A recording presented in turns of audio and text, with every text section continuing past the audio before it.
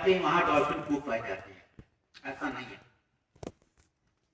Dolphin वहीं पाई जाएगी जहां उस खुद को महसूस करेगी सुरक्षित और पानी साफ है। तो दूसरी चीज ये। तीसरा चीज ये कि आपको चैतन्य रहना है हमेशा डॉल्फिन के बारे में, क्योंकि डॉल्फिन को का शिकार लोग इस कारणों से करते हैं। हम लोग जब मैन एनिमल कॉन्फ्लिक्ट पढ़ रहे थे, मानव वन्य जीव द्वंद्व, तो हम लोगों के जब कोर्स में डॉल्फिन नहीं थी, इसलिए मैंने उसकी चर्चा नहीं की थी। लेकिन इसका जो सबसे बड़ा थ्रेट है वो ये है कि लोग जो मछली पकड़ते हैं उनके साथ ये डॉल्फिन आ जाए और उनको मालूम नहीं रहता, और वो डर के मारे कि कोई देख न ले या वन विभाग वाला देख न ले, उसको बाहर ले जाते हैं और फेंक देते हैं। 4 दिन बाद आपको पता चलेगा कि एक डॉल्फिन मरी हुई थी।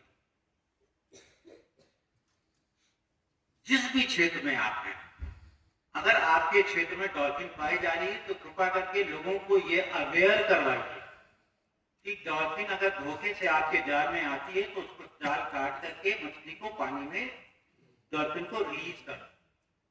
हम लोग आज के लोग डर के मारे कि शेड्यूल वन का एनिमल है और ये दिक्कत होगी, हम उसको पानी में डालेंगे, अगर बाहर निकल गया मर जाएगा।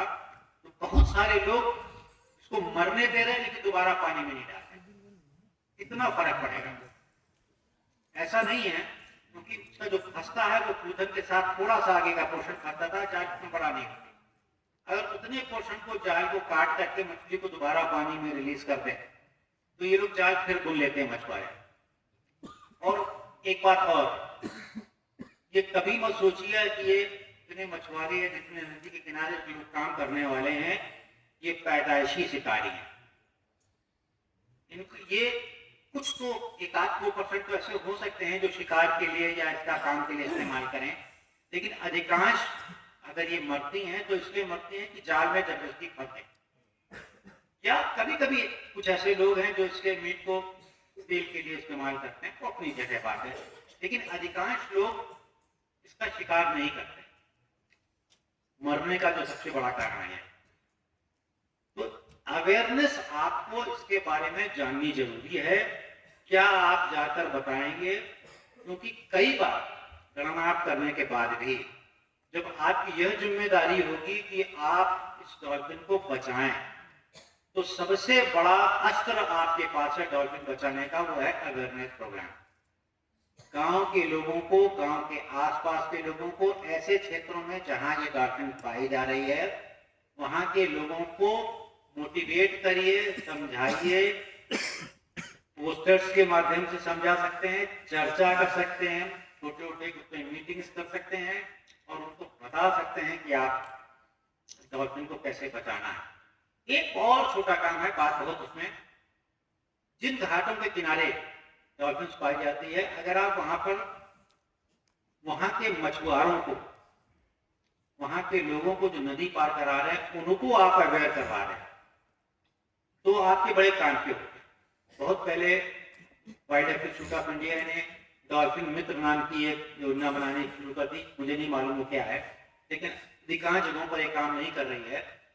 ये कोशिश करिए, अगर लोग आपके साथ जुड़ जाएंगे तो कम से कम 2 चीज जरूर बताएंगे, साहब यहाँ डॉल्फिन खुद देखी गई। दूसरा, उस तरफ से अब लोग आ रहे हैं, शिकारी कर रहे हैं और डॉल्फिन का शिकार करके ले जा रहे हैं।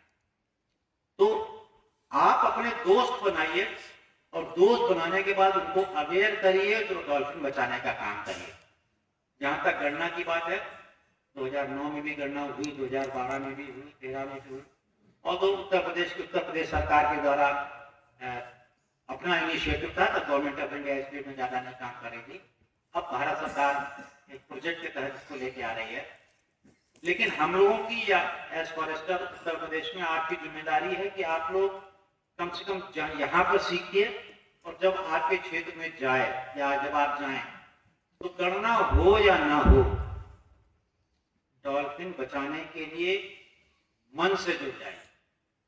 और संस्कृत में कहते हैं ना, मनसा वाचा करना, मन से, वचन से और कर्म से। अगर आपने कब इस जलीय जीव को बचा लिया तो आप जान लीजिए कि बहुत सारी चीजों को आप अपने आप बचा लेते हैं।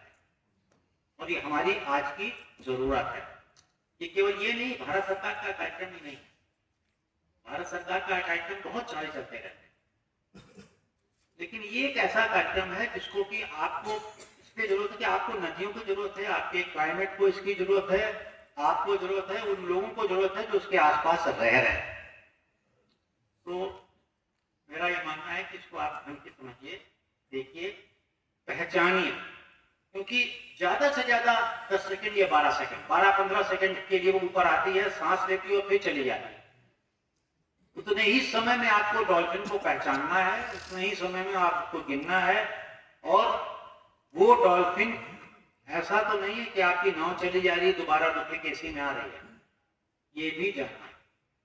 क्योंकि जैसे हम लोग दूसरे चीजों की गणना करते हैं, इस गणना को उस तरह से मत लीजिएगा, क्योंकि कोई जरूरी नहीं है कि आपने कहा कि पिछले साल की गणना में 72 चिड़िया थी, इस बार 74 हो जाएगी, नहीं, मिलेगी तो ठीक है, न मिलना भी अपने आप में एक डेटा है। आपके क्षेत्र में अगर डॉल्फिन नहीं मिल रही है और पिछली बार 2 थी, तो ये मत समझिए, ये समझिए कि 2 थी तो अपने आप में डेटा है। एनालिसिस का एक उद्देश्य है कि क्या वजह है कि पिछली बार थी, इस बार, या पिछली बार थी, इस बार नहीं। ये वैज्ञानिकों के लिए अपने आप में चैलेंज होता है।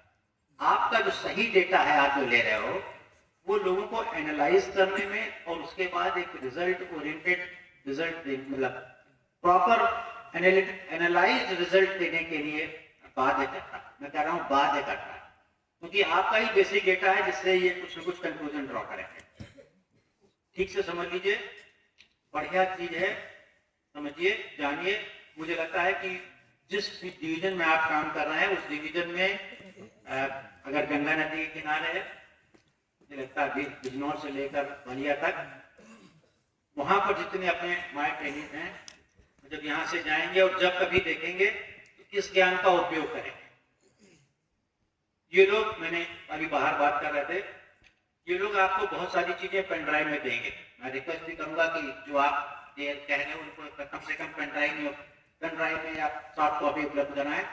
आप सब, मुझे मालूम है, इतने समझदार हो कि कुछ मिले ना मिले पेन ड्राइव में एक, लेकिन एक बार खोल के जरूर पढ़िए, देखिए जरूर, और जब आप पढ़ेंगे और देखेंगे, समझेंगे, तो कुछ न कुछ दिमाग में रहेगा। 2% सही, 5% सही, लेकिन अगर एक बार आपने देख लिया, समझ लिया, मेरा रिक्वेस्ट इतनी है कि उसको खोलो और पढ़ो जरूर।